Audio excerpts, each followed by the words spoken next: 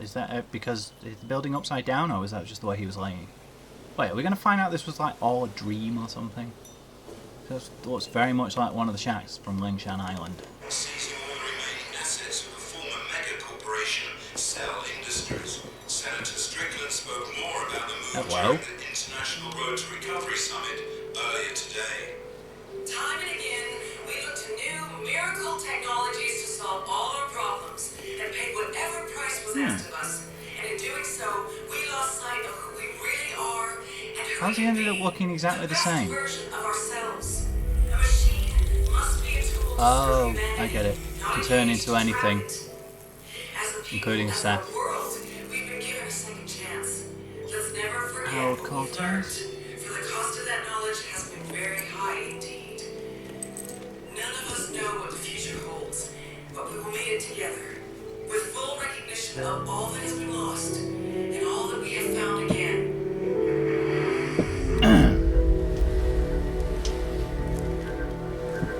So, where is First he week of boot camp, they taught us a lesson. A good soldier knows there's only one thing he can rely on I know when the chips precisely are where that down. is.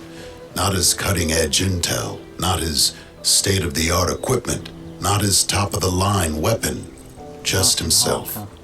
Took me a long time to remember that.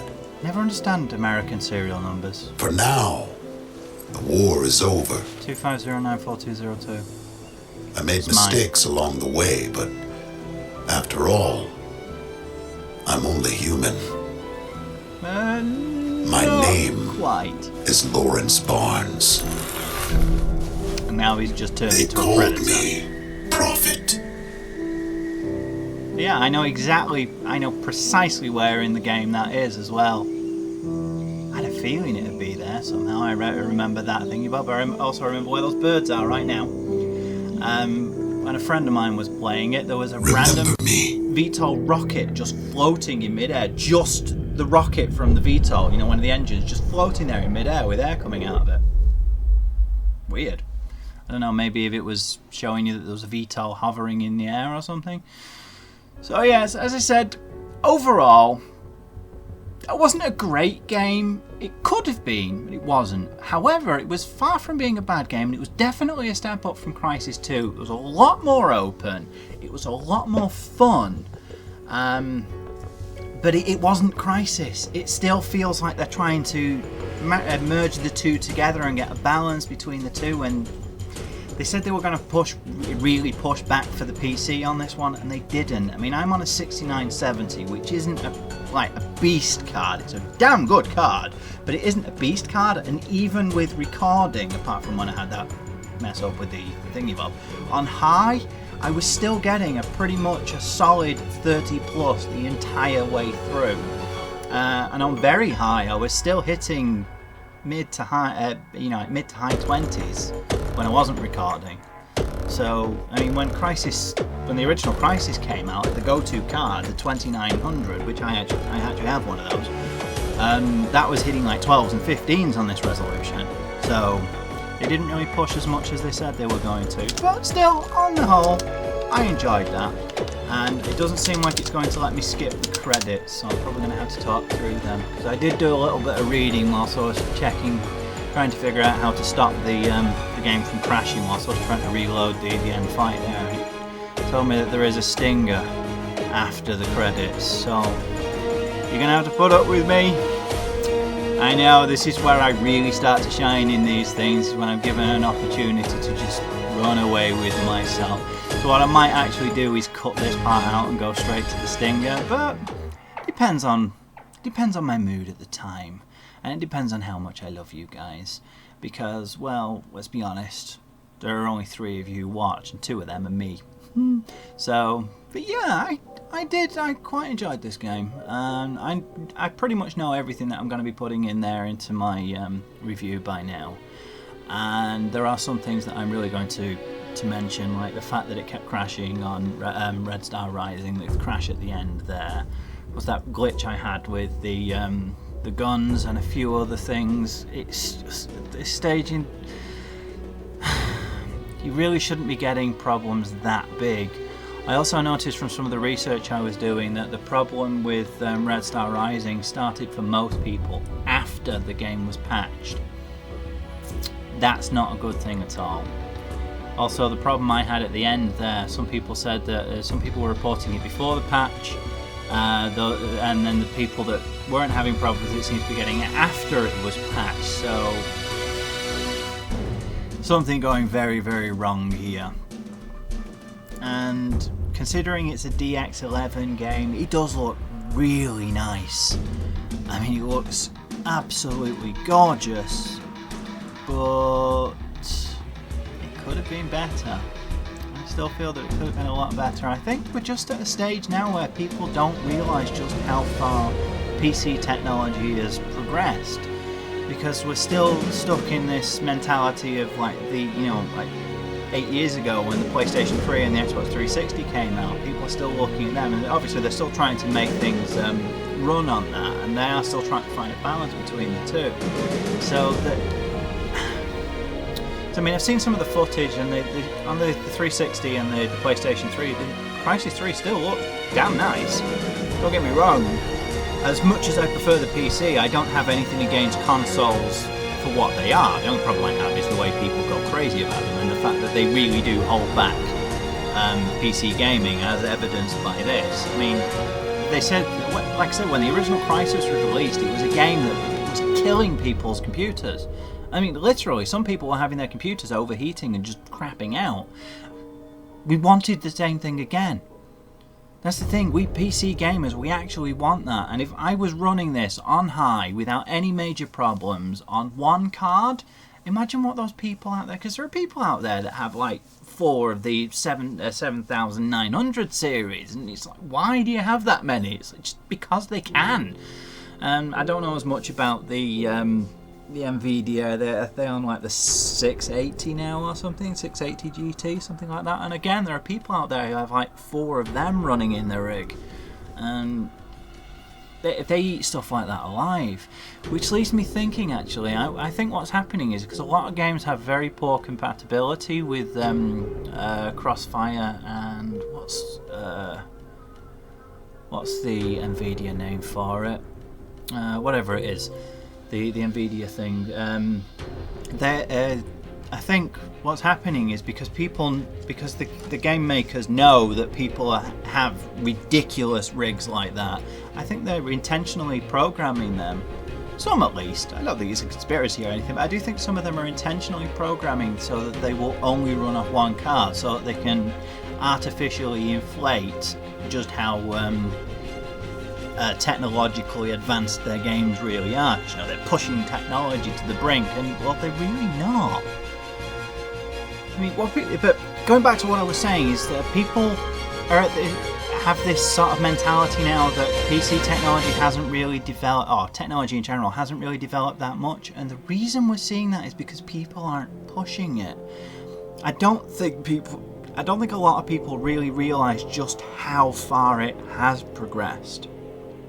Because games are the only things that really make use of that kind of technology. And until you get people out there who really do push, I mean, we need games that have poly counts in the billions. That's when we start to see whether we're really pushing it or not. I don't know what the poly budget is these days, but as far as I know, it's in the tens of millions, I think. Could be completely wrong about that, I don't know. But if it's tens of millions, then we need to up it by like a factor of 10. I don't mean times 10, I mean a factor of 10. For those who don't know the difference, Google it, because I'm not a mathematician, I can't really explain the difference. But that's what we really need to be seeing.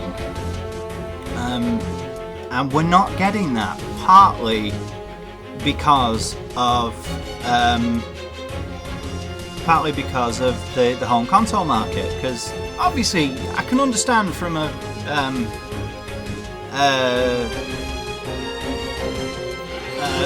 business model, you don't want to make the PC stuff too advanced, because then the console players will feel left out. They want to see that there's a difference between it, but they don't want it to be so massive that they're effectively stricken with penis envy. in technological terms. Now, I get that. I do understand that, and I think that's very noble in a way, that there aren't people out there that are so obnoxious that are like, we're going to make this game so that it would set your house on fire if you even look at it, sort of thing. But at the same time, I think it really is time that some of the devs out there really started pushing it. And also I understand that to a certain extent there's the money involved. They have to make sure that they can also appeal to a wide enough audience that'll be able to play it. But what you do with that then is you just have scalable graphics options. I mean, I'm not a developer, so I don't know exactly how it would work, but I can't imagine it would be that much more difficult to have a game that on maximum is, requires a power source from the sun, and on minimum looks like arse, but will run on anything. Because you look at the original, going back to Crysis, obviously, it's relevant here. The original Crysis, if you had it on maximum, it looked gorgeous, and it still does. It still is an incredible looking game, and this, to be honest, doesn't improve over it all that much, but it does definitely improve, particularly in the face. I thought that the texture of the skin was a lot better. But where was I? Yeah, on its lowest settings, it reminded me of Far Cry Instincts on the Nintendo Wii, which obviously the Nintendo Wii is not a particularly powerful piece of kit. In fact, I don't think it's even as powerful as some of the previous generation of consoles. I sometimes think that the GameCube was actually certainly better optimized. Incredible piece of kit. I actually have a silver one on my desk, which anybody who's seen any of my other videos, particularly unboxings and stuff, should probably, not on my desk, on my shelves, should probably have seen it. If you haven't, show myself blog, go check it out. God, how long are these credits going to be? Huh. Certainly going on for quite a while. Georgi Dinchev. Oh, hello. He's the... Wait, this... I missed where that was. Did it just say Polish? Moskov. Cool. Anyway, I think I've rambled for quite long enough now, so I'm just going to... Thanks to the Soul team. I actually know somebody who lives in Korea. Actually, know a couple of people who live in Korea. But one in particular is another member of the Pixel Judge staff. Crazy German guy who lived in Finland and has now moved to Korea. Still don't quite know why, but he's a hell of a guy. It's a real pleasure working with him. Crybabies? Is that the list of the kids that were born during the making of this game? Oh, I see some Chinese. That's Japanese, isn't it? Yeah, it's Japanese. A big thank you to our families, friends and fans for all their support and encouragement. We couldn't have done it without you. We'll patch the bloody game then, properly. Because you made it rather difficult. And you know what, I set it to compatibility mode with... oh no, that's Japan. That's Japanese. It must be Chinese then. Weird. And that one there is Korean. The one that's just reaching the top now, that's Korean. I recognise that. 'Cause, fun fact, for those who don't know, I don't really watch TV and films anymore, and when I do watch films, they're generally from South Korea. I just find that South Korean films appeal to my sensibilities more than... Seriously? I thought we'd finally done it then. No, we still have some more. Anyway, yeah. I just find that the way Koreans make films tend to appeal more to what I'm interested in. They tend to be a lot more focused on characterization and plot development, with a lot of symbolism and such in there, which is more what I'm into. It's not symbolism in the same way that you get in a lot of the Western things now, where they really shove it down your face and they shove it in your face, or they make it ridiculously obtuse. And it's not in the same way that they have in Japan, where there are a lot of subtle symbolism that you'll understand if you're familiar with the culture, which I suppose the Japanese kind of use symbolism the same way that we use like pop culture references.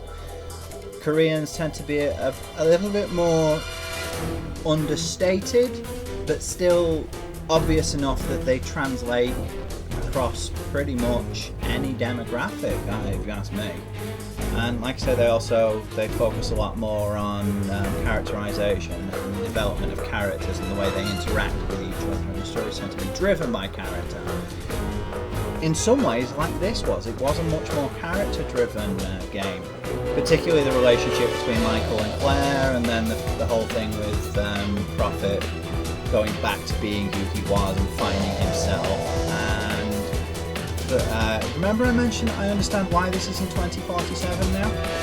2047, it coincides with the 100th anniversary of the end of World War II. Those who didn't get it, I think that's what they were going with here. They were talking of symbolism, they were making a nod, or they were making a what's the word I'm looking for? They were I hate it when this happens. Not pastiche, like a social commentary, I suppose. Or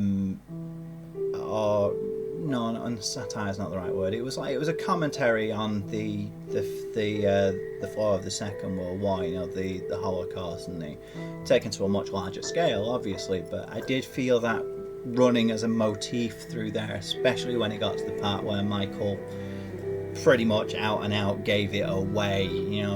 Just following orders. That sounds familiar, doesn't it? Because that was the infamous Nuremberg trials, when a lot of the former Nazis were being